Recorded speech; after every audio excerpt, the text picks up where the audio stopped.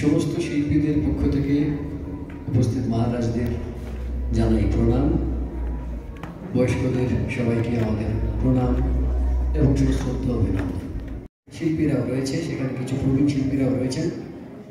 সবাই মিলে এই একটি ছোট্ট প্রয়াস, এবং এই ছোট্ট প্রয়াস যদি আপনাদের সবাইকে সামান্য আনন্দ দিতে পারে, এতে আমাদের সার্থকতা থাকবে।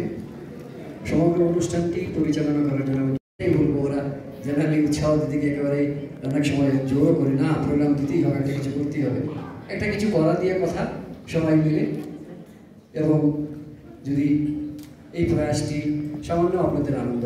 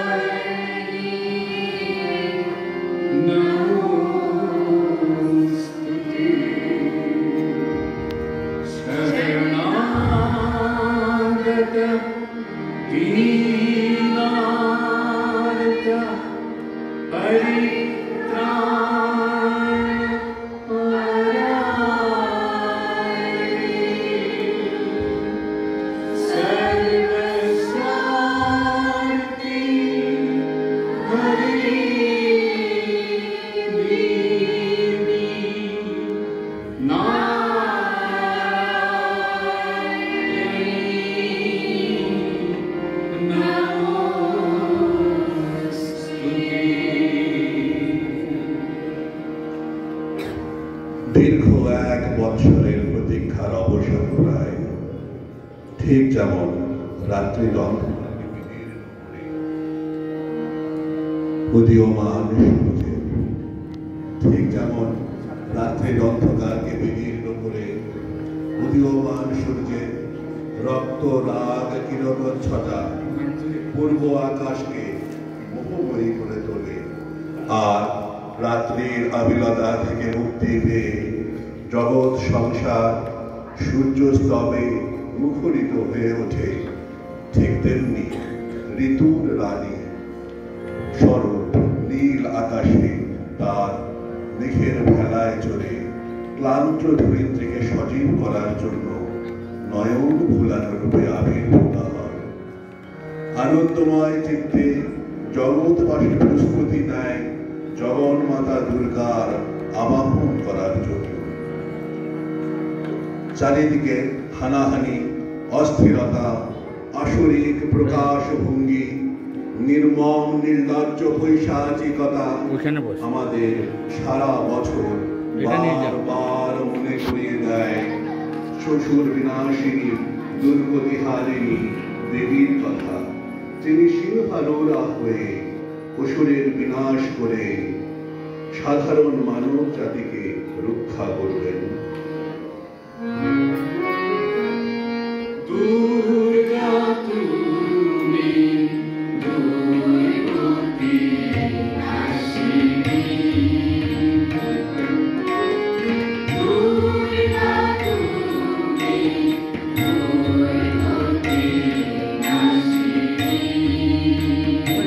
বাইরে আছে, বাইরে আছে।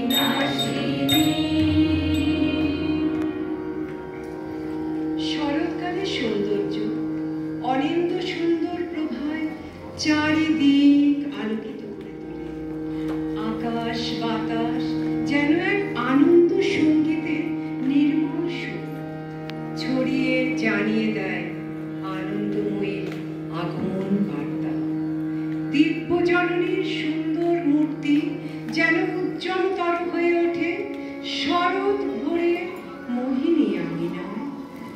এসেছে শরৎ, লেগেছে হওয়ার পরে, সকাল বেলায় ঘাসের আগায় শিশিরের রেখায় ঘরে। আমলকি বন কাঁপে যেন তার বুক করে দুরু দুরু, পেয়েছে খবর পাতা বসানো সময় হয়েছে শুরু। শিউলির ডালে কুড়ি ভরে এলো, টগর ফুটিল মেলা, মালতী লতায় খোঁজ দিয়ে যায়।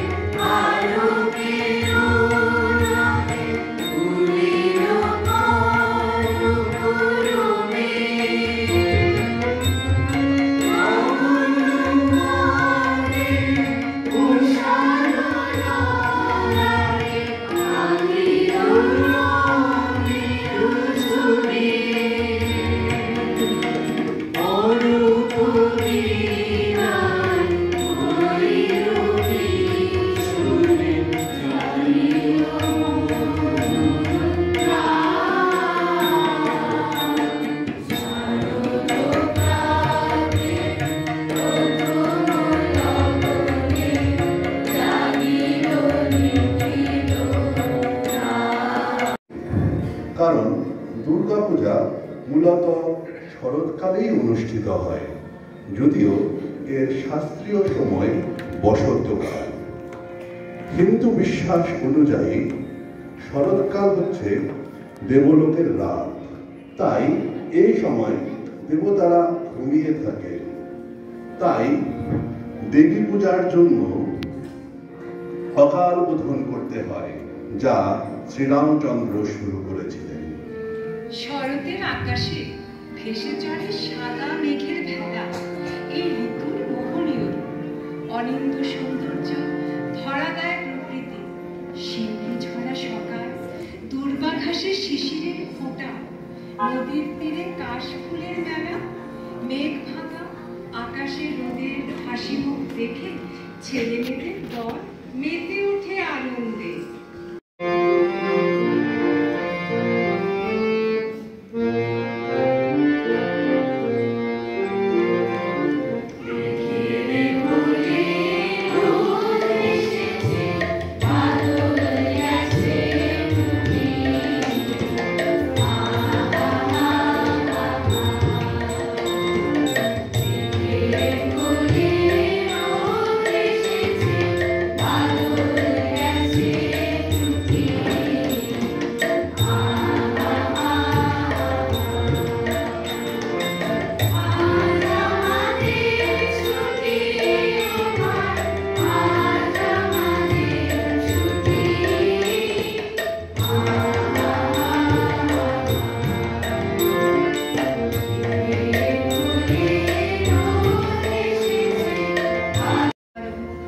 সূর্যের কিরণ আর ধান গাছের ছায়া যেন লুকোচুরি খেলায় মেতে ওঠে।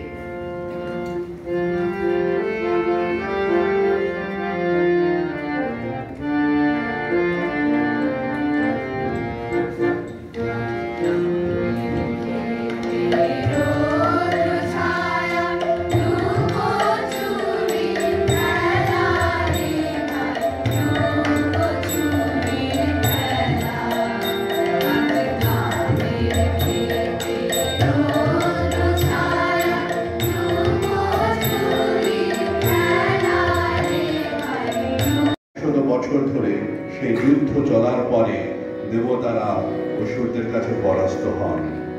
স্বর্গ থেকে দেবতাদের বেরিয়ে আসতে হয়। তারা তখন যান ব্রহ্মলোকে। স্বর্গের সিংহাসন অধিকার করে মহিষাসুর। ব্রহ্মা তখন শিব ও বিষ্ণুকে এই ঘটনা জানালেন। দারুণ ক্রোধে শিব তখন ধারণ করলেন রুদ্র মূর্তি। ত্রিদেব অর্থাৎ ব্রহ্মা, বিষ্ণু ও মহেশ্বরের মুখমণ্ডল ভীষণ আকার ধারণ করল। অতি ক্রোধান্বিত বিষ্ণুর এবং পরে ব্রহ্মা ও শিবের শরীর থেকে মহা তেজস্বী নির্গত হতে থাকে। একে একে সকল দেবতাদের শরীর থেকে বের হতে থাকে তেজরাশি। সেই তেজরাশি একত্রিত হয়ে এক নারী মূর্তি ধারণ করল। তার তেজপ্রভায় প্রত্যয় এলো। তারা স্তবগানে মুখরিত হলেন।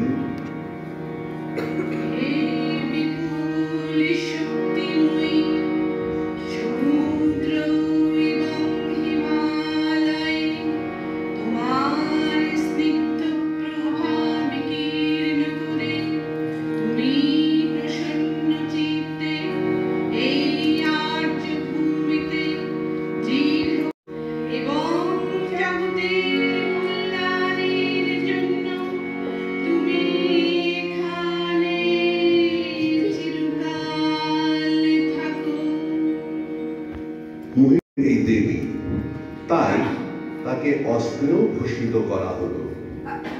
শিব দিলেন ত্রিশূল, বিষ্ণু দিলেন চক্র, বরুণ দিলেন শঙ্খ, অগ্নি দিলেন শক্তি, পবন দিলেন ধনুক আর তুনীর, দেবরাজ দিলেন বজ্র, ব্রহ্মা দিলেন মালা আর কমণ্ডলু। অস্ত্রের সঙ্গে অলঙ্কারের দেবীকে ভূষিত করা হলো।